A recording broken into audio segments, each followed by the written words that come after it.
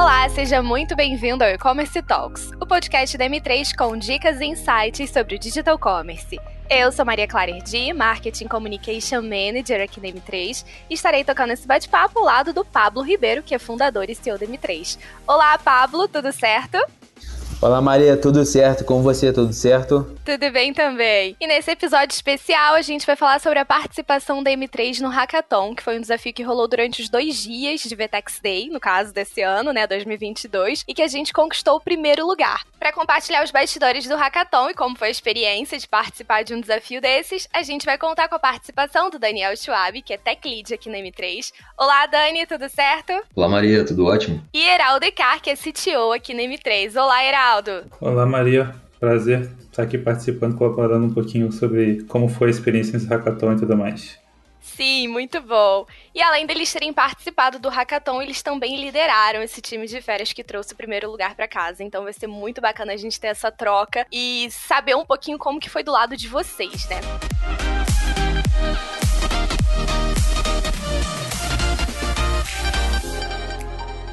Bom, e pra gente começar, essa pergunta, na verdade, eu vou direcionar pra vocês dois. Acho que a gente pode seguir nessa ordem. O Dani pode responder primeiro, depois o Heraldo. E aí eu acho legal vocês se apresentarem melhor pro pessoal e também contar um pouquinho a trajetória de vocês aqui na M3, só pra gente, iniciar aí o pessoal ter uma visão geral de como que vocês chegaram aqui. Bom, legal então. Fala aí, pessoal, eu sou o Daniel, sou Tech Lead e desenvolvedor aqui na M3. Primeiramente, agradecer o convite da Maria e do Pablo para participar aqui e passar um pouquinho de conhecimento para todo mundo.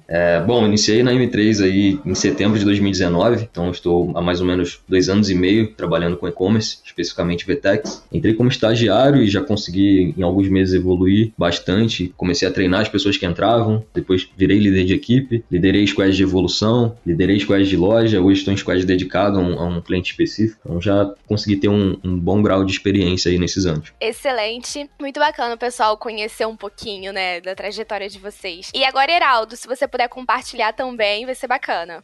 Perfeito, vamos lá. Bom dia, gente. Eu sou o Heraldo. Basicamente, hoje aqui eu atuo como CTO na agência M3. Já estou há alguns anos trabalhando nesse cenário de e-commerce. Comecei desde o desenvolvedor front-end, a full stack, participei desde integrações, desenvolvimento de algumas APIs e, claro, front-end de várias lojas. Isso eu tive a oportunidade de trabalhar com diferentes plataformas. Desde há 3 anos, basicamente, trabalhando 100% com VTEX. Desde cenários de B2C, B2B, marketplaces e em cenários até mesmo super específicos de alguns nichos. Tive a oportunidade de conhecer muito sobre o ecossistema, enfim, aprendi muito nesses últimos anos, principalmente nesse mercado de e-commerce, consegui evoluir bastante nesse cenário, tanto tecnicamente, tanto entendimento de forma geral, como funciona uma loja, a produção, todo o conteúdo dele e tudo mais. E eu tô aqui para participar um pouco sobre esse e-commerce para contar como foi essa experiência no Hackathon. Excelente, muito bom. Boa, meninos. E até para poder ir introduzindo, toda a parte do Hackathon, antes de iniciar ali falando dos desafios e tudo mais, eu queria, Daniel, que você contasse, explicar para os nossos ouvintes o que é o Hackathon e qual foi o desafio específico, que nós, a M3, tivemos que fazer aí durante o VTEX Day. Legal, Paulo, show de bola. Bom, o Hackathon, para quem não sabe, é basicamente uma competição entre diversas equipes com o objetivo de criar um produto ou uma solução tecnológica. Então essas equipes elas podem ser formadas por programadores, designers, gerentes de projeto ou qualquer outro profissional ligado à área de desenvolvimento de software. É basicamente uma maratona mesmo de programação. Falando um pouquinho sobre o desafio específico da VTEX. Basicamente cada equipe ficou responsável por um determinado segmento de mercado e o objetivo foi construir um e-commerce contendo 4 páginas e uma funcionalidade específica desse segmento. Nós tivemos que criar então uma página inicial, uma página de listagem de produtos, uma página de detalhes do produto e uma página institucional. Além disso, todas essas páginas elas deveriam manter uma pontuação mínima de 75 nas métricas do Lighthouse. O Lighthouse é uma ferramenta que fornece os níveis de performance e qualidade de um site. Tem um certo grau de pontuação ali. Quanto à funcionalidade, as equipes elas tiveram total liberdade para definir o que fazia mais sentido para aquele segmento. Então, cada um poderia escolher, com base na experiência própria, em projetos anteriores, o que fazia sentido para aquele mercado. Então, basicamente, foram esses requisitos do desafio proposto. Bacana, excelente. gente, Daniel. Não, e o legal também é que, pra gente ressaltar, que foram só 48 horas, né? Então vocês tinham literalmente 2 dias pra desenvolver tanto a loja quanto fazer ali criar a funcionalidade. E aí, assim, eram ao todo 8 times, né, competindo entre si. E, enfim, e até isso tem muito a ver com a minha pergunta agora, porque, pra mim, claro que dos pontos mais desafiadores foi o tempo, óbvio, mas, além disso, a questão de vocês precisarem desenvolver no Fast Store, porque é uma tecnologia que foi lançada recentemente pela VTEX, né, final do ano passado, então, assim, ela ainda não tinha sido quase que explorada por grande parte do nosso time. Na verdade, pela grande maioria das equipes em geral que estavam competindo, que estavam participando do desafio. E aí eu queria saber, Dani, como que se deu esse preparatório e como que foi a divisão do que cada um faria, né, até porque é uma tecnologia nova que vocês precisaram ainda, né, meio que se adaptar um pouquinho. Então, e como que foi feita de fato nessa organização? Bacana, show de bola. De fato, o Fast Store é uma tecnologia mais recente. Eu costumo dizer que pra gente, como programador, é como a natação, né? Uma analogia que eu gosto de fazer. É como se a gente soubesse muito nadar na piscina, e a gente já tá completamente acostumado, só que em determinado momento você precisa participar de uma competição e nadar no mar, por exemplo. Continua sendo nadar, é o que a gente sabe fazer, porém o contexto muda um pouquinho. Então, o Fast Store, ele é uma tecnologia nova, é um projeto novo, mas na prática utiliza tecnologias que a gente já conhece, como React, TypeScript, entre outras tecnologias também. Então, não é nada de outro mundo, porém, no início tem essa curva de aprendizado, essa curva de adaptação ao projeto. Então, o maior desafio ali foi, de fato, a gente entender como que funcionava, o que já tem pronto, o que precisa ser desenvolvido. Por ser muito novo, tem muita coisa ainda que não foi criada pela VTEX. Então, acaba que a gente precisa desenvolver. Então, a gente teve toda essa preparação antes do evento em si. Foram aqueles 2 dias lá durante o VTEX Day. E durante a preparação, eles forneceram o repositório. Então, a gente pôde já baixar, dar uma olhada em como era, os arquivos que tinha, mexer um pouquinho. Os desenvolvedores começaram a criar algumas coisas para fazer testes. Então, esse processo foi um processo mais de adaptação mesmo. Eu adorei a analogia ali da piscina e do mar, porque eu acho que é a forma mais fácil, né, da gente entender quem não tá literalmente ali na área de vocês. Inclusive, eu vou usar agora. Beleza. Porque às vezes é muito fácil a gente falar, uma tecnologia nova, aí o pessoal acha que é uma coisa de outro mundo que a gente não viu ainda. Mas não é bem isso, né? É nova, mas tem ali um pouco do que a gente já sabe. Até completar um pouquinho, e sempre cai bastante nesse cenário de contextos, né? Por mais que seja uma tecnologia diferente de fazer uma loja nesse caso, continua sendo front-end, continua sendo as bases do HTML, como ele deu exemplo, né, de seria nadar. É claro que dentro de programação tem ambos contextos, vários cenários, onde alguns são de fato mais, como eu posso dizer, diferentes, vamos botar assim, não realmente conversam tanto entre si, mas nesse caso ainda é algo mais, como eu posso dizer, palpável para o time conseguir até mesmo se adaptar em pouco tempo e pegar o barco andando e seguir, entendeu? Exatamente. Bom, falando um pouquinho então sobre a divisão das tarefas, o que cada um ficaria responsável, desde o início a gente tratou o projeto Hackathon como um projeto de cliente, como se a gente estivesse trabalhando para um cliente mesmo. Então a gente utilizou o Jira para separar o Figma em várias tarefas e cada desenvolvedor ficou responsável por uma parte. Foi até o que a gente comentou durante o desenvolvimento, que como cada um estava fazendo uma partezinha da home, uma partezinha da página de produto, a gente não tinha noção de como isso ficaria no final, porque a gente às vezes está muito acostumado a criar uma página inteira, então o desenvolvedor pega a home inteira e faz. Ali a gente separou, então cada um foi fazendo um pedacinho e no final a gente juntou para dar tudo certo. Então foi bem bacana, o pessoal conseguiu também explorar a ferramenta um pouco mais, né, o Jira, que a gente está implementando, então foi bem proveitoso. Excelente. Legal demais. E até também para quem está escutando agora, Dani, quanto tempo antes a gente conseguiu se preparar aí pro Hackathon, que eu acho que é um ponto que é bem legal, né, que às vezes o pessoal está escutando e se prepararam um mês antes. Então acho que é legal também trazer um pouquinho dessa visão de tempo que a gente se preparou e o tempo também do Hackathon, né? Muito legal, show de bola. Então a VTEX liberou pra gente os acessos e o que a gente precisava uma semana antes do Hackathon. Como eu disse, um time do Hackathon ele pode ter designers junto com os devs, porém a gente já tinha levado o layout pronto porque era uma possibilidade, né? A VTEX deixou isso bem, bem claro, que a gente poderia já ir com o design pronto e só programar lá. Então, durante essa semana a gente ficou se preparando, porém a M3 não para, né? Então a gente dedicou mais ou menos 3 horas ali por dia, então dá um total de mais ou menos 15 horas que a gente teve de preparação para os devs conseguirem explorar o projeto, entender o que estava acontecendo, para a gente também criar o projeto, cadastrar todo o catálogo no admin da VTEX. Então foi um tempo bem curto. E depois, durante o hackathon, foram 2 dias ali, né? 48 horas, entre aspas, né? Porque o dia seguinte a gente tem a apresentação, então não foi o dia todo também. O primeiro dia foi sim o dia inteiro, mas o segundo estava limitado até 4 da tarde. Então a gente teve até 4 da tarde só para desenvolver. Boa, mas a noite foi longa, né? Por isso que deu Exatamente. A noite foi longa. Na prática foi bem menos, foi coisa assim de 30 horas realmente pro desafio, foi bem apertado o prazo. E como o Daniel falou antes, o pessoal só teve 15 horas, que foi basicamente aquecimento, assim, entender como funciona para conseguir chegar lá e realmente desenvolver. É claro que a gente conseguiu aproveitar esse tempo muito bem, pelo menos cadastrando, deixando tudo pronto para que lá na hora não tivesse nenhum tipo de, como é que eu posso dizer, dificuldades, ou até mesmo ficar agarrado porque ainda não estava com o ambiente pronto. Então nesse ponto a gente conseguiu utilizar bastante nesse período, que foi até assim um diferencial que a gente conseguiu chegar bem pronto já para botar a mão na massa lá na hora. E como o Paulo mesmo citou, a noite foi longa, mas deu tudo certo. Exato, o objetivo foi realmente eliminar qualquer tipo de obstáculo que pudesse ter. Às vezes, o produto a gente cadastrou, mas aí tem o cache da VTEX, aí demora um pouco. A gente já deixou tudo pré-pronto e lá foi só focar no código em si. Sim, legal demais. E até para quem está acostumado, né, nesse ecossistema VTEX, a VTEX ela vem evoluindo bastante, né? Saímos ali do CMS, depois apelidado, né, de CMS Legacy, depois viemos ali pro VTEX IO. E agora eu queria que o Heraldo e o Danny contasse um pouquinho o que é o Fast Store e por que na visão de vocês acreditam que a VTEX está investindo muito nesse novo formato de trabalhar nessa tecnologia. Bom, vamos lá.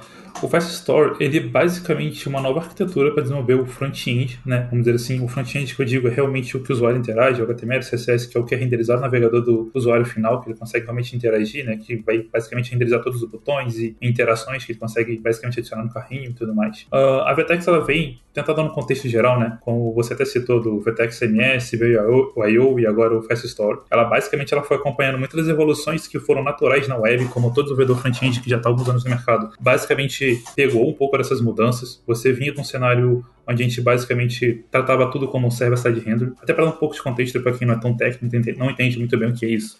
Pensa assim, no passado, ainda sendo bem sincero, ainda tem muitas aplicações que funcionam assim, e principalmente na escala pequena dá super certo, mas de forma geral, como era funcionável? Você tinha basicamente um servidor, pensa nele como um computador, e ele, sempre que um usuário tentava acessar uma página, nesse servidor, ele basicamente pegava a memória dele e conseguia montar essa página dinamicamente, naquele momento, e já enviar para o usuário final. E no passado, assim, muito tráfego, estamos falando de 1.000, 2.000 pessoas mês. Hoje em dia, isso é um dia corriqueiro, né? Então, assim, mal bem, a escala foi aumentando, o tráfego foi aumentando, e você manter esse processo, ele tende a se tornar pesado, você acaba tendo um tempo de resposta menor, e, claro, isso traz dificuldades também nessa infraestrutura. E muito do que a VTEX chamava de VTEX CMS, ele era baseado nessa arquitetura, né? Onde você tinha todo, como é que eu posso dizer, uma forma que a VTEX já nos proporcionava de montar essas páginas, e a VTEX, de acordo com a demanda, né, ela sempre renderizava essas páginas e entregava para o cliente final. Ela veio com a I.O., que ela trouxe muito dessa modernizada, que muita gente chamou de Web 2.0, onde antes, no passado, os sites eram muito mais, você clica outra página, você claramente tinha aquele loading mais lento, assim, realmente você vê uma página ficando em branco e carregando novamente o conteúdo, onde tudo era, tipo, segmentado por páginas, cada formulário, cada etapa que você fazia era uma página nova, né? E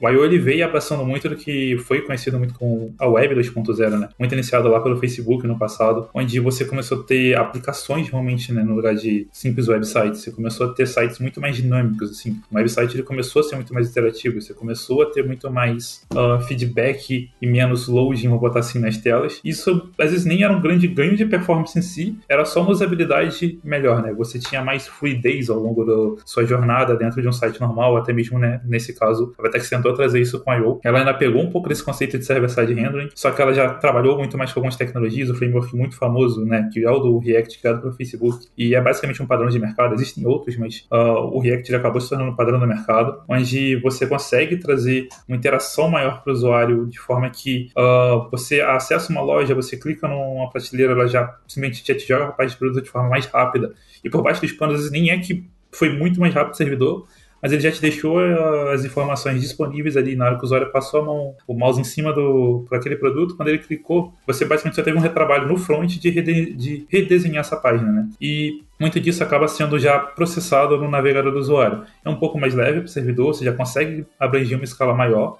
Muito desse peso fica, né, naquela parte da interface do usuário. Não é que as APIs necessariamente se tornam mais rápidas, mas a sensação final é que ficou mais rápido, que ficou muito mais fluido e tudo mais. Já o Fast Story, ele vem com uma terceira evolução, né, na web, nesse jeito que a gente começa a trabalhar com frontends mais dinâmicos. Porém, você ainda tinha um certo gargalo de performance aí, onde muita página era reprocessada no cliente, né, no próprio usuário.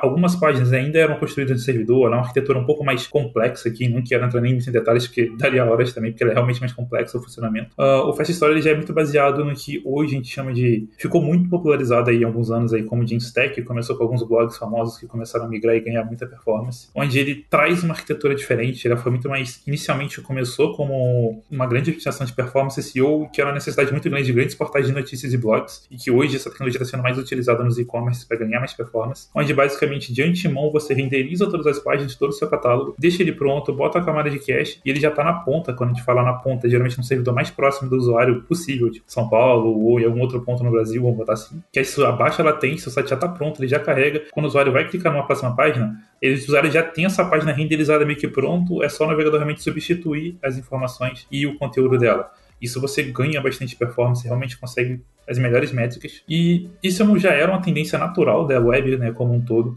No passado, basicamente, essa arquitetura de Jamstack já é uma coisa que tem ganhado muito impulso nos últimos anos. Eu diria que isso já está aí, há uns 3 anos. Só que ainda era bem... como é que eu posso dizer, imaturo, né, todo esse ambiente tecnológico. Existiam já as ferramentas, porém, elas tinham várias limitações, muitas ainda tinham sido feitas para trabalhar com Markdown, estava começando a vir grandes APIs para trabalhar já com bancos de dados mais complexos, vamos dizer assim, até porque o e-commerce, por exemplo, já entra num cenário de um pouco mais de complexidade para você conseguir fazer o uso desse Jamstack, e principalmente, do ano passado para cá, foi quando teve lançamento de alguns frameworks, tanto o Gatsby, tanto o Next. Eles vieram, são 2 frameworks que foram construídos acima do React. Então, inicialmente com o conceito de server-side rendering, que já era um pouco utilizado, né, dentro do Vertex.io. Essa história ele vem junto com a evolução que já traz nesses frameworks, onde eles começam a trazer a possibilidade de você já renderizar muito conteúdo, né, em tempo de build, né. E não só isso, eles solucionaram o grande problema que já existia no Jamstack, onde era, como eu disse anteriormente, você tem um cenário onde você tem que construir todo o site de uma visada só, e muitas vezes você criava algum tipo de rotina, onde você tinha que construir o site inteiro a cada um dia ou 2, e como vocês podem notar, isso acaba gerando um certo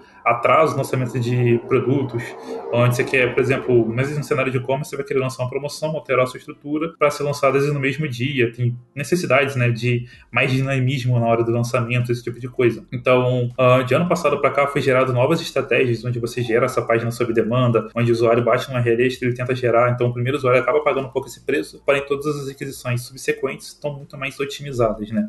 Porque esse site já foi gerado, essa página já está pronta, já está lá na ponta para o usuário só chegar e baixar. Então, a história ele vem com essa arquitetura nova, a Vertex basicamente incorporou isso dentro do ecossistema dela. Ele apegou muito dos conhecimentos tanto do CMS, tanto do I/O, todo o aprendizado que ela teve ao longo desses anos, né, e evoluindo o e-commerce dela, e ela trouxe o Fast Story como uma nova forma de trazer essas páginas, né, de servir o usuário melhor e com grande foco na performance, que é a grande vantagem dessa nova arquitetura. Acho que de forma geral esse é um pouco do que o Fast Story ele traz para a mesa. E não só isso, ele também trabalha um pouco mais com tecnologias mais abertas. O Fast Story ele acaba utilizando hoje o framework Gatsby.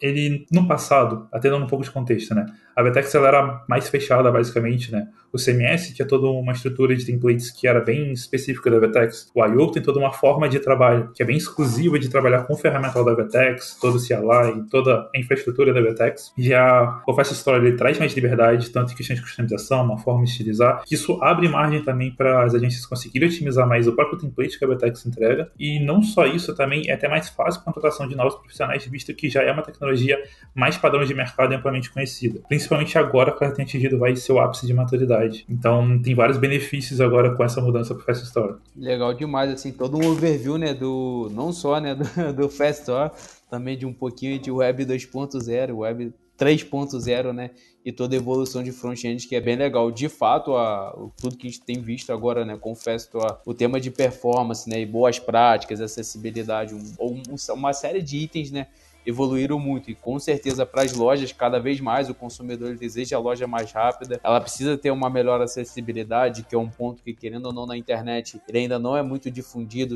Hoje tem poucos sites, né, que permite você ter uma boa acessibilidade, que você consegue uma navegação. Então, de fato, eu acredito que a VTEX está acertando muito bem, né, na evolução do VTEX IO, justamente porque, querendo ou não, não é nenhuma tendência, né, como você falou, já tem ali seus 3 anos, mas agora estamos aí num momento aí de bastante maturidade, né? Então é bem importante aí para todos os e-commerce no geral, não só, né, que estão na plataforma VTEX. Muito legal, fica até difícil falar depois da aula que o Heraldo deu aí, mas basicamente daqui para uma enciclopédia perfeita, né? Mas daqui para frente a gente vai começar a ouvir muito termos como headless, SSG, que é Static Site Generation, SSR, que é Server Side Rendering. Então são coisas que tanto desenvolvedores quanto não desenvolvedores vão começar a ouvir bastante com a adoção dessa nova tecnologia. E, como já foi citado, um dos focos principais é a melhoria dos níveis de pontuação nas métricas do Lighthouse, né? Então, que o seu site tenha uma melhor acessibilidade, melhor SEO, melhores níveis de boas práticas também, performance. Então, tudo isso vai atrair muito mais os clientes finais e fazer com que eles realmente naveguem e permaneçam no seu site. Sim, sim. E a grande vantagem do Fast Story é que você realmente consegue otimizar isso muito mais do que todos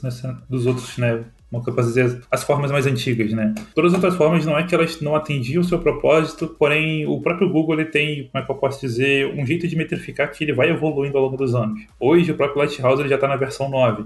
Ele já cobra muito mais detalhes de usabilidade do que nas versões mais antigas. Quando eu digo detalhes de usabilidade não só o quão bem o bot dela indexou, mas o quão, tipo assim, rápido foi para carregar no usuário que está com 3G num lugar ruim, vamos dizer assim. Vários critérios, então, né? Sim, ficou muito mais criterioso, até porque todo mundo está evoluindo, então é até uma evolução tecnológica que natural de se acontecer, entende? Sim, um ponto legal também para os desenvolvedores é que cada vez mais a gente vai se preocupar com isso durante o desenvolvimento. Então, era muito comum a gente criar as funcionalidades só para fazer funcionar. Então é um pouco diferente a abordagem de a gente ir construindo, já ir monitorando, utilizando essas ferramentas para ver se aquilo que a gente está construindo está performático, se está afetando, o que pode ser melhorado. Que essas ferramentas elas dão a pontuação, mas elas também dão um direcionamento do que pode ser feito para melhorar. Então isso é bem bacana para os desenvolvedores também. Nossa, muito legal. E agora voltando um pouquinho, né, ao desafio específico, né, ao hackathon, uma das exigências era desenvolver uma funcionalidade na loja. E no nosso caso, o e-commerce era do segmento de beleza, né? Cada time, cada grupo participante tinha um segmento específico que foi sorteado e o nosso foi o segmento de beleza. E aí a gente criou, vou me incluir nessa só como time, tá? Porque eu não criei nada.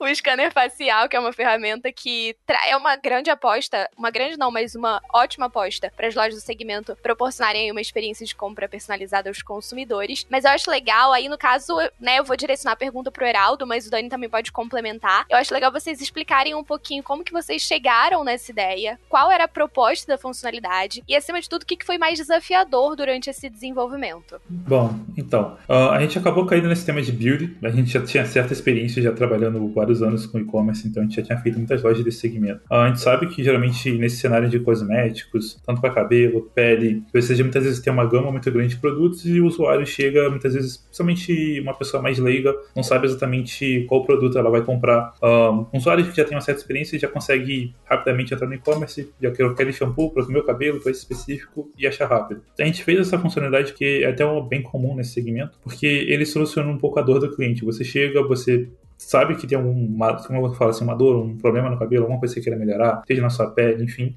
e você está procurando um determinado tipo de produto e você não sabe. Então ele consegue direcionar o usuário, né, basicamente para aquele produto. Esse scanner facial nada mais que é. O usuário basicamente ele chega, ele inicia todo um quiz de perguntas, geralmente ali tipo, direciona um pouco para a pele, basicamente, porém ele poderia ser adaptado para cabelo e, enfim, outros manicures, enfim, outros, vamos dizer assim, nichos nessa área. Basicamente a pessoa consegue entrar lá, no caso lá ele escolher do tipo, eu tô com problema de pele ressecada ou não, se tem manchas, não tem, o que ele quer realmente resolver com isso. Ele basicamente responde todo esse quiz e por final ele recebe a indicação dos produtos que atende ele. Pode ser um ou mais produtos e ele já consegue adicionar no carrinho e fechar a compra dele, onde ele não fica muito tempo perdido na loja, rodando, olhando o catálogo inteiro sem achar o que ele realmente quer comprar ou não. Às vezes o usuário pode passar muito tempo rodando toda a categorização da loja e às vezes até passa despercebido o produto que seria o ideal para ele. Que é muito chato, às vezes você tem que clicar em cada tipo de shampoo, por exemplo, ou cada creme hidratante e ver a especificação dele para saber para sua pele pele, se não é, se ele resolve o que você quer ou não. Até nesse jeito facilita um pouco, a pessoa consegue entrar lá, responder se quis e achar já o hidratante ideal para a pele dele, por exemplo. Então ela foi desenvolvida pensando muito nesse cenário, entendeu? Isso é bem bacana, e desde o início a gente pensou muito na individualidade de cada um. Então, um agradecimento à Rebeca também, que é a designer que projetou ali as telas. Então ficou bem legal para a gente conseguir entregar algo quase que personalizado para aquele cliente em específico que entrou na loja.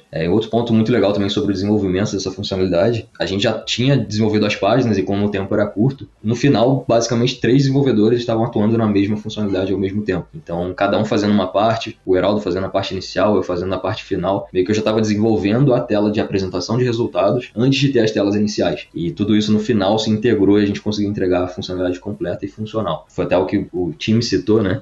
Só deu certo por conta da capacidade técnica do time e da experiência. Porque você desenvolver ao mesmo tempo uma mesma funcionalidade, as chances disso não funcionar são muito grandes. E no final tudo funcionou como esperado. Foi bem bacana também. O resultado ele ficou excelente mesmo, mas eu acho que aqui são 2 pontos, né? Eu acho que, como você falou, a experiência do time foi um time que levamos com bastante experiência, mas também a organização também das tarefas, né? Porque também é bastante importante. Querendo ou não, era um projeto que tinha que ser feito com uma tecnologia nova, com tempo curto, e a organização, querendo ou não, eu acho que ela é o principal diferencial, porque querendo ou não, tem um time grande, só que se ele não tiver organizado, por exemplo, se você não tiver essa visão, o time acaba ficando ocioso, né? E não entregando a demanda específica, porque foi uma funcionalidade que desenvolvemos, é lógico, né? Que existe ali pontos de melhorias da funcionalidade em si, mas é uma funcionalidade que ela é relativamente complexa, né? Ela tem uma lógica por trás, ela tem toda essa parte de registro de produto que é bem importante, que a gente conseguiu executar 100% com êxito. E até, Dani, evoluindo um pouquinho no nosso bate-papo, legal, né? A gente já contou um pouquinho da nossa experiência do Hackathon, o que é o Hackathon, a tecnologia, mas eu queria que você comentasse, né, para quem está nos ouvindo, o que a Vetex, né, o que o Hackathon, o time do Hackathon estava validando, né, dos projetos das agências que estavam participando. Então, quais eram os pontos ali para ter o vencedor, para ter o primeiro e segundo lugar, né, que a funcionalidade ela faz uma parte bem importante dessa validação, mas eu queria que você contasse um pouquinho também dos demais itens. Legal, perfeito. Bom, então os critérios de avaliação ali da Vetex podem ser divididos ali em 2 partes. De um lado, foi avaliada muita pontuação no Lighthouse, como citei, o Fast Store está muito focado em performance, o quanto a sua loja ela é performática e o quanto ela tem de usabilidade para o usuário final. E de outro também a avaliação do produto entregue, a avaliação da qualidade do que foi entregue. Dentre as métricas ali do Lighthouse foram avaliadas a performance, a acessibilidade, as boas práticas e o SEO. São as chamadas Web Vitals, que seriam os critérios mínimos ali que um site deve atender para que ele entregue uma boa experiência. Todas essas métricas, elas visam melhorar a qualidade e a usabilidade do site, né? Melhorando dessa forma, melhorando também a experiência do usuário final. Além disso, tinha um grupo de jurados que avaliaram a engenharia da funcionalidade entregue, avaliaram o próprio produto e até mesmo o design. Então foi uma análise mais subjetiva de cada jurado, enquanto que a análise do Lighthouse foi mais objetiva, pautada em pontuação. Excelente, excelente. E o Lighthouse em si, né, para quem não conhece, eu acho que é bem legal todo mundo ter essa visão, né, como uma ferramenta que o próprio Google, talvez o Heraldo ele pode explicar mais tecnicamente, né, é uma ferramenta hoje que cada vez mais tem sido utilizada para construção, né, de páginas web, seja ela um e-commerce ou não, mas é uma ferramenta que dá um overview bem legal do projeto que estamos criando, né, então ela mostra uma série de pontos e como melhorar também, que é o principal, que é uma das principais vantagens da ferramenta. Exatamente. É uma ferramenta que tem vários critérios, como o Heraldo já havia citado anteriormente, cada vez mais complexa e ela vai sendo aprimorada com o tempo, então várias versões são lançadas, e além disso fornece também, como a gente citou, vários pontos de melhoria, né? O que pode ser melhorado? Otimização de imagem, reduzir os arquivos e tudo mais. E não só isso, como você citou também, ela tenta avaliar muito usabilidade também. Quanto tempo de carregamento inicial, se o layout não está pulando. Tem várias coisas que foram acrescentadas além de puramente performance. Porque performance não é só performance que eu digo de velocidade e tempo de carregamento, é de realmente se você está convertendo ou não, se tem bounce rate ou não, se realmente está usável essa aplicação. Existiam outras plataformas, assim, até ferramentas de testes que são muito boas para pegar certas otimizações de pura performance, como Gmetrics e outros aí de mercado. Porém, essas ferramentas são muito mais voltadas para, como eu digo assim, realmente performance de aplicação, né? Que bateu lá, quanto tempo você me respondeu e acabou. Agora, o Lighthouse, ele tenta avaliar um pouco além disso também, né? O quanto tempo está sendo, o que está sendo executado no como é que eu posso dizer, no cliente, né, que é realmente no celular ou no navegador da pessoa. Então até isso ele tenta metrificar, pô, se tá muito pesado ou não. Então ele traz mais variáveis nessa visão de performance como um todo. Sim, uma das métricas bem legais também, como você citou, é essa mudança de layout. Às vezes a gente tem imagens que demoram a carregar mais do que os textos, por exemplo. E aí pode ser que o texto esteja numa posição, quando a imagem aparece, o texto sai daquela posição e vai para outra. Então a ferramenta ela fica monitorando a todo momento onde aquele elemento surgiu e onde ele terminou. Se a mudança for muito longa, você é um pouco punido por isso. Por quê? Porque isso vai afetar a usabilidade final do cliente. Às vezes ele está ali, ele vai clicar num botão, só que carrega uma imagem e empurra o botão para outro lugar. Então ele ia clicar e acabou saindo, né? Isso atrapalha um pouco a navegação. Muito bacana. E nesse processo, o que vocês apontariam aí? Eu sei que foram bastantes desafios, mas o que foi mais complexo aí dentre esses pontos que estavam sendo avaliados?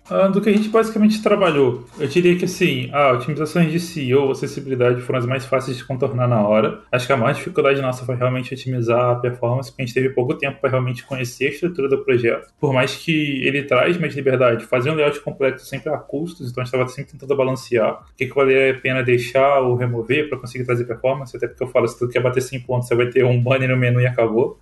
Se realmente e-commerce são sites mais complexos, tem mais prateleiras, tem mais elementos visuais em tela, então a gente tinha que balancear de forma que a gente conseguisse trazer o maior número de elementos em tela sem prejudicar muito a performance da usabilidade como um todo. E como a gente tinha muito pouco tempo para tomar decisões, tinha que fazer testes muito rápidos, então realmente foi a parte mais desafiadora que tinha lá. Até mesmo a gente tentou trazer melhorias no processo de build, no formato e tudo mais, de forma que ficasse mais otimizado, que foi até um dos diferenciais nossos ali eu diria que foi um dos pontinhos finais ali que a gente ia ganhar, porque realmente a gente tentou otimizar o máximo que dava. É claro que com mais tempo daria para fazer mais coisas, mas ali realmente a gente tinha que fazer, o que dá para entregar com 1 hora tá feito e vamos seguir aqui para conseguir entregar o melhor resultado possível. Então, teve vários desafios nesse cenário. Acho que, para mim, esse foi o que mais gritou. O Daniel talvez tenha opinião de outros pontos que ele pegou, mas realmente teve vários desafios, assim, tipo, ponto de performance foi realmente complexo para trazer, assim, realmente uma boa usabilidade com um belo layout, com uma boa performance, sabe? Tentar conciliar tudo isso. Sim, eu lembro que ficamos até ali no finalzinho, né, e um pouquinho na noite anterior, né, na madrugada, fazendo um ajustezinho para melhorar um ponto ali no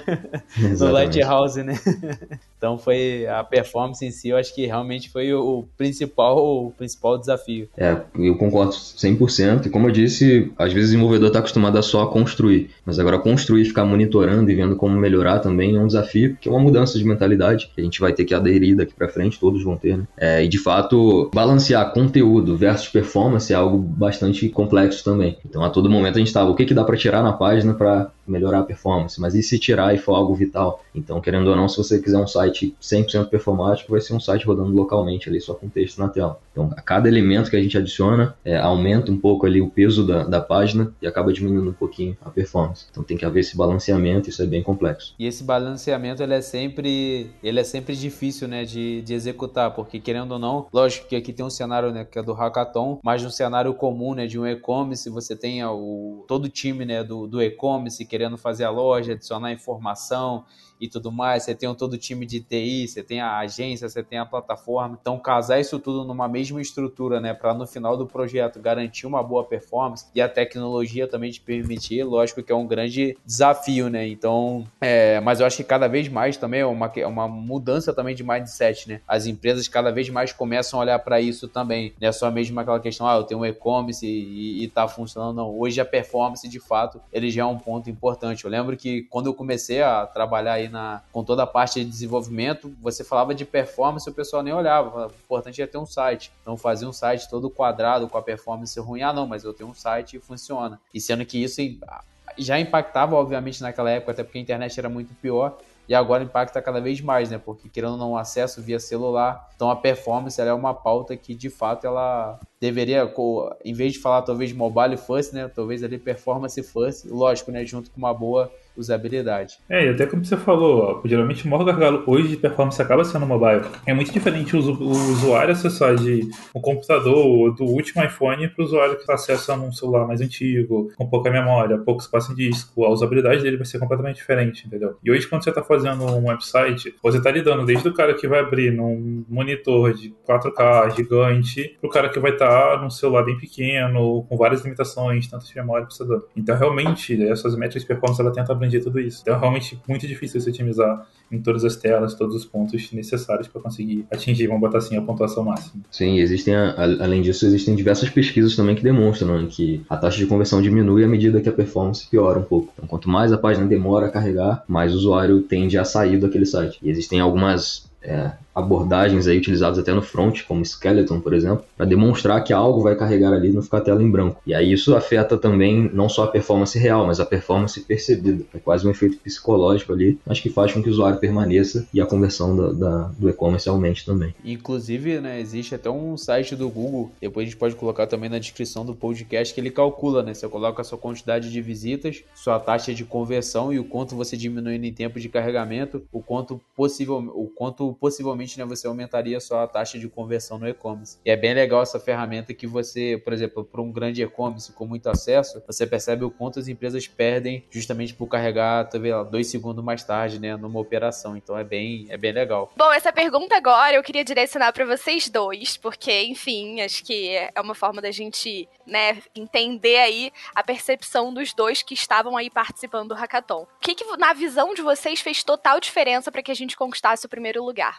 Eu acho que foi toda a interação do time ali, todo mundo já se conhecia, já estava acostumado a trabalhar junto, a gente tinha uma confiança assim, muito grande um no outro, era mandar a tarefa, todo mundo assumir o desafio de igual. Tanto que a gente começou, de fato, como até o Daniel citou, a gente já tinha feito um planejamento anterior, para que lá na hora a gente conseguisse otimizar o máximo possível o nosso tempo, não só desenvolvimento, a gente já tinha tudo cadastrado e tudo mais. E mesmo assim, fazer uma loja basicamente personalizada em 2 dias é realmente muito puxado. Então, a vantagem do time se conhecer muito foi algo, assim, na minha opinião, um dos grandes diferenciais. Todo mundo chegou junto, todo mundo vestiu a camisa ali. Até mesmo no final, a galera tá 2 pessoas trabalhando na mesma funcionalidade e basicamente em pontos diferentes para conseguir agilizar o máximo possível. Todo o time tá, assim, muito alinhado, organizado desde o início. Foi, assim, para mim, o maior diferencial ali. A gente realmente conseguir ganhar. Mesmo no final, que acaba sendo mais caótico, a gente tava tendo, assim, várias discussões, tentando melhorar a performance, cada ponto contava. E mesmo com tudo isso, a gente conseguia ter uma organização bem grande, assim, de cada um otimizou um detalhe, um ponto foi seguindo, todo mundo se conversou, assim, realmente quem lida com código sabe que isso no dia a dia pode gerar vários conflitos. A gente conseguiu ter pouquíssimos conflitos, então vários releases, vários deploys, enfim. Acho que isso para mim fez a maior diferença ali para conseguir realmente esse primeiro lugar. Exatamente, eu acho que desde o início levar a sério foi algo muito, muito importante, porque todo o time abraçou de fato a ideia e estava ali realmente para vencer. A gente estava dando o máximo e, como a gente citou anteriormente, acho que a organização é algo extremamente importante, que com a organização você tem direcionamento e tendo direcionamento você consegue extrair o máximo de cada membro da equipe. Então não adianta eu ter uma equipe muito performática, extremamente experiente, sendo que o cara tá ocioso, fez uma coisinha e já não tem a próxima tarefa. Então a gente a todo momento tinha ali a fila de tarefas para serem executadas, e à medida que terminava já pegava outra. Então o pessoal se dedicou muito. E além disso também a presença aí do Pablo, a gente agradeceu bastante já, que é muito diferente você ter o CEO da empresa ali participando junto com o time e abraçando também. Todo momento estava lá presente, inclusive 1 da manhã, né, Pablo? Tava com a galera lá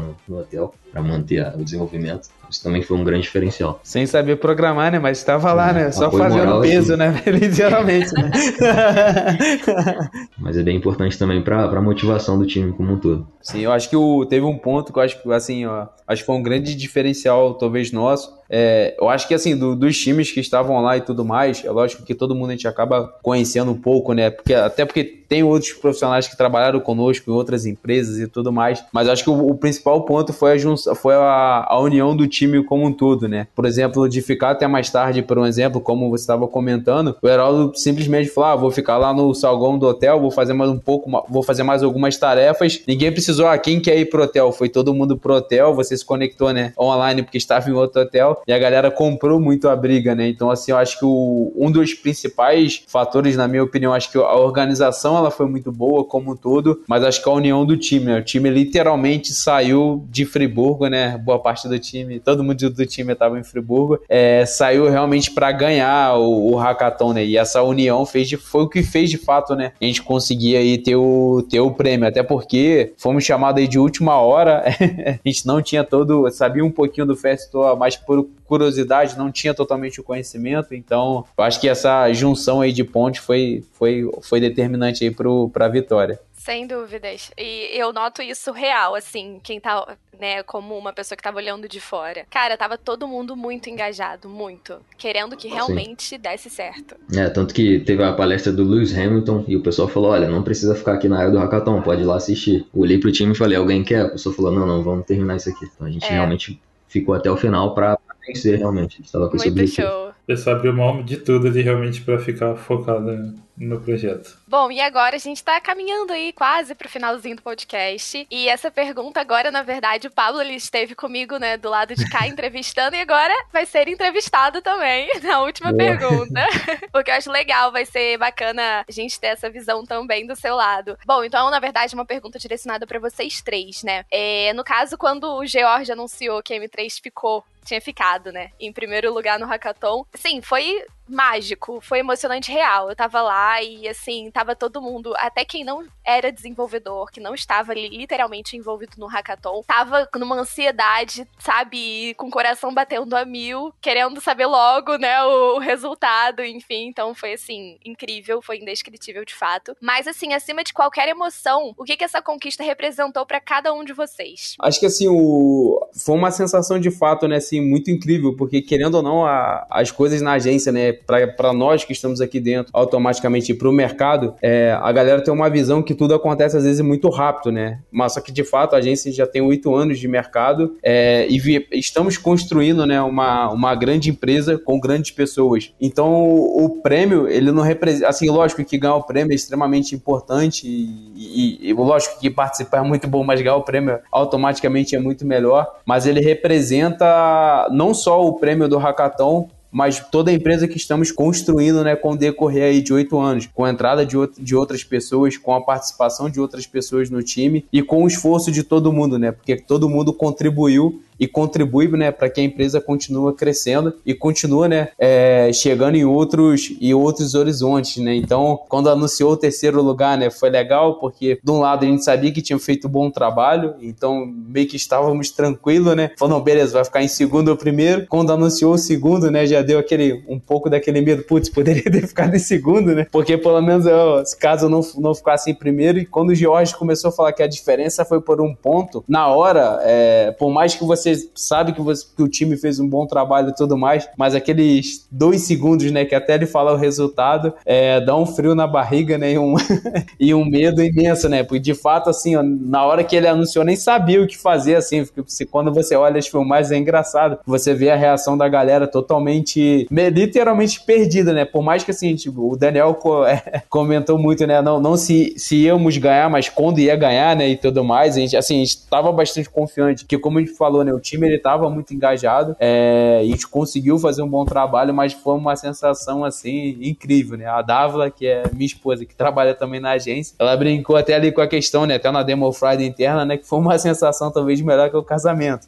Não posso falar isso publicamente, né, mas foi uma sensação realmente de vitória, de êxito muito legal, mas como eu falei, não por ganhar o prêmio, mas sim por ver as pessoas dentro da agência, como eu falei hoje já no programa mais, tem pessoas muito melhor do que, automaticamente com muito mais conhecimento e muito melhor do que eu, construindo isso e fazendo as coisas acontecerem e literalmente porque queriam estar ali. Então acho que o principal prêmio foi realmente ver esse movimento e a galera de realmente, né, comprando a briga e fazendo acontecer. Na minha opinião, acho que foi o principal. Agora eu passo ele pro Dani e pro Heraldo aí, pra quem assistiram para o ímpar.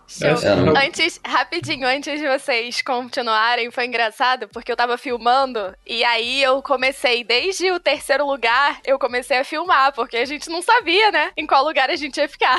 Sim. E aí, beleza, aí começou o terceiro lugar, não era a gente. Ótimo, tudo bem. O segundo lugar não era. Aí, quando foi pro primeiro, eu falei, bom, vou filmar, mas bate aquele nervosinho, né, porque ou é primeiro ou é nada. Exato. E aí, foi, assim, incrível. Então, quando falou primeiro lugar, eu falei, caraca, não acredito. Aí, detalhe, quando ele falou primeiro lugar, o meu dedo esbarrou pra pausar o negócio do vídeo na hora, ainda bem que conseguiu pegar o finalzinho ali da frase, e aí eu tive que emendar em um outro vídeo, porque realmente é tanta emoção ali, de fato, que, enfim, só uma curiosidade aí dos bastidores, como que foi. Foi extremamente emocionante, realmente. Eu nem tava olhando, na verdade, pro Jorge na hora que ele falou o primeiro lugar, eu só olhei pro outro lado, só fiquei ouvindo. Só queria ouvir M3 no nome, né? E aí na hora que ele falou, todo mundo já levantou, pulando, e ninguém pensou em nada, só foi a reação mesmo, foi muito bacana. E sobre a questão do que a vitória representa, cara, pra mim, o Pablo falou muito bem, é um reflexo da equipe que a gente construiu. Já me perguntaram algumas vezes como que vocês conseguiram pessoas tão boas em Nova Friburgo. Tem algum polo tecnológico, tem alguma super faculdade lá? E aí, cara, não tem muita resposta. A resposta básica é a cultura que a gente tem, a empresa que a gente criou, e o quanto a gente consegue ali pessoas boas realmente. E talvez até a pessoa que entra meio sem direcionamento, ela vai se integrando na equipe e vai adquirindo também essas características. Então, representou só esse reflexo mesmo do quão boa é a nossa equipe. E o Ed fazer só um adendo também, Denis, desculpa te cortar, mas acho que hoje o que temos de mais valioso no time, é lógico que todo o conhecimento, mas eu acho que a cultura que nós temos é o principal ponto, assim, eu acho que é o mais valioso da empresa. Se em algum momento isso se perder, de fato, vão ser onde as coisas vão começar a dar errado. Enquanto a gente conseguir olhar, ter a cultura, ter as coisas, principalmente a cultura 100% alinhada, com o interesse automaticamente de todo mundo, vai ser de fato, né, onde a gente vai conseguir ter muito mais êxito. Exatamente. E só para terminar também, pensando ali, é como se fosse um filme que você está assistindo e você não sabe muito bem como é que vai ser o final, você está entendendo até, mas é no final que tudo faz sentido e você entende o filme como um todo. Então, como eu falei, a gente estava desenvolvendo, cada um fazendo um pedacinho, a gente não sabia se ia dar certo ou não, e aí as coisas começaram a se juntar e montar no final. A pessoa falou, nossa, a página realmente ficou muito bonita, ficou muito boa. E aí no final lá, quando a gente ganhou o prêmio, aí bate aquele filme, né? Você olha para trás e fala, cara, a gente lá se dedicando, o pessoal virando à noite, o pessoal deixando de ir em palestra, o pessoal se ajudando. Então foi bem emocionante também ter esse flashback aí, ver tudo que a gente passou nesses 2 dias e no final culminar no prêmio, né? Em primeiro lugar. Então foi muito bacana. Não, sim, e lá na hora, como você falou, né, foi essa emoção, tipo assim, acho que eu e você já ter feito a apresentação, já tinha batido aquele nervosismo todo, passaram por todo, basicamente, aí vai virado, cansado, todo mundo ali já tava meio que exausto, todo o time, assim, principalmente de desenvolvimento que pegou junto, sentou lá comigo, muitos rapazes pegaram, assim, como eu falei, viramos basicamente a noite trabalhando no projeto, já tava todo mundo, assim, sabe, final do dia, exausto, fez o que tinha que fazer, só esperando realmente se tudo aquilo tinha valido a pena, né, e essa sensação de, pô, deu tudo certo, valeu a pena, isso foi ótimo, assim, tipo, tanto a galera ter conseguido fazer, todo mundo ficou orgulhoso do resultado final, de realmente ter conquistado esse prêmio. E como você falou, assim, pro time, isso significa muito, assim, como o Dani citou, né, nem que a gente abarcou, né, um polo tecnológico específico, não. Até porque hoje a gente tem desenvolvedores do país todo, né, e foi muito da cultura da agência, de fato, desde o início a gente sempre teve essa preocupação muito grande de compartilhar conhecimento com os desenvolvedores internos, de treinar, capacitar o pessoal, de dar novos desafios, de sempre se preocupar com a carreira de cada um, que eles conseguissem evoluir e ter esse aprendizado. Então isso é muito bom, assim, todo o time, assim, já tinha uma grande confiança entre si, então isso pra mim, assim, é fantástico, assim. Principalmente, mesmo ali, você tinha pessoas que às vezes nem trabalham diretamente no mesmo projeto, são de squads completamente distintos. Ali a gente tinha pessoas, assim, de diferentes times, diferentes projetos, estão acostumados com diferentes ecossistemas, porém todos eles tinham sua base muito forte. Então, assim, ver ali esse resultado final pra mim foi muito gratificante, assim, ter visto todo mundo realmente conseguir entregar, fazer, se organizar, ter aquela confiança de entrega no outro, que é, pra mim, fantástico, assim. Sim, foi um momento realmente disso, de pessoas que talvez nunca trabalharam juntas, estão na mesma empresa, mas projetos diferentes. Então teve alguns ali que chegaram pra mim e disseram, nem conhecia tal pessoa, mas vi que é bem legal e tal. Então é um momento que você fortalece os laços com quem você já tem. Parte ali do time são pessoas do meu squad que entraram e estavam comigo desde o início, aí que entraram no M3, e outros passaram por mim também, e acaba que as pessoas conseguem também criar outros laços, né, com quem não tinha tanto contato. Então foi um momento muito bom mesmo. Verdade, muito legal. E fora o orgulho, né, que o time todo sentiu, né? Sim. Cara, falando como colaboradora, foi o que eu falei. Eu tava, assim, foi mágico de fato, sabe? Quando, primeiro que é aquela torcida, né, que a gente tava ali realmente querendo muito que desse certo. Não Sim. só por ganhar, sabe? Mas porque a gente tava vendo quanto vocês estavam se esforçando pra aquilo, quanto vocês estavam se dedicando e se entregando. Então, quando de fato veio o resultado, eu falei, nossa, incrível, incrível. Sim. Sim. E Sem como o Paulo falou, desde o início eu tava já falando, não, é nosso, vamos ganhar. Quando a gente ganhar, tá certo. E aí, claro que é uma atitude otimista, né? Você sabe que o time é bom, só que você tá competindo com outros times que você nem conhece. Pode ser que eles sejam muito melhores. Então, eu não tinha certeza, mas tentar manter essa positividade, né? E aí, no final, realmente a gente ganhar, cara, foi sensacional. Foi muito bom, muito bom.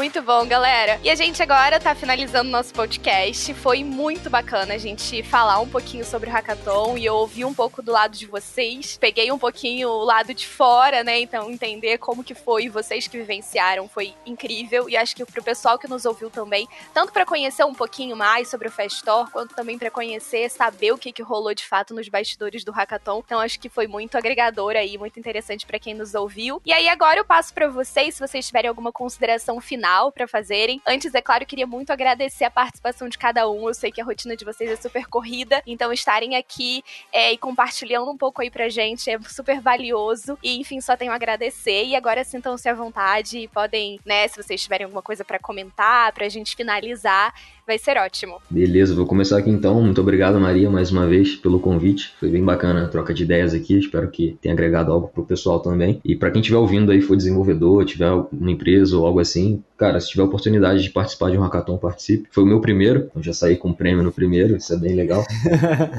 Mas é uma sensação muito boa e traz isso que eu falei do laço do time em si. Acredito que favoreça muito a equipe. Boa. Eu também agradeço, Maria, agradeço o Danny Boy aí e Heraldão. É sempre um prazer poder falar um pouco com vocês, falar um pouco de tecnologia, sempre é bastante enriquecedor, né? E como o Daniel falou, para quem é da área de desenvolvimento, ou não só da área de desenvolvimento, recomendo participar do Hackathon, porque a experiência em si é muito boa. Seja para desenvolver um novo produto, seja para desenvolver uma nova solução, ou seja, de fato, só para ter uma ideia de, sei lá, abrir uma empresa, por um exemplo, poderia ser o Hackathon, não necessariamente ele tem que ser de programação, né? Então, vale a pena por todo o movimento, né? E por toda a jornada, você compartilhar informações com mais pessoas é muito proveitoso, né? E é diferente de você fazer algo sozinho. Verdade. Heraldo? Perfeito. Eu também agradeço aqui a oportunidade de poder compartilhar um pouco a experiência e todo o conhecimento que trouxe esse hackathon.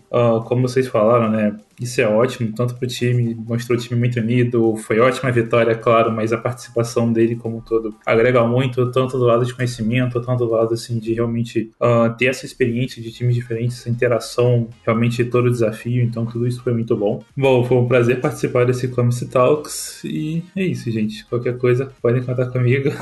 Muito bom. E quem tá nos ouvindo, continuem ligadinhos, porque os nossos podcasts sempre trazem especialistas aí no e-commerce, sempre trazendo conteúdos que de fato vão agregar no dia a dia, né? Porque são pessoas que estão ali realmente no cotidiano real. E é isso, a gente tem aqui só agradecer tanto a participação de vocês que nos ouviram, quanto a participação aí dos nossos convidados. Fiquem ligadinhos nos próximos e vamos juntos!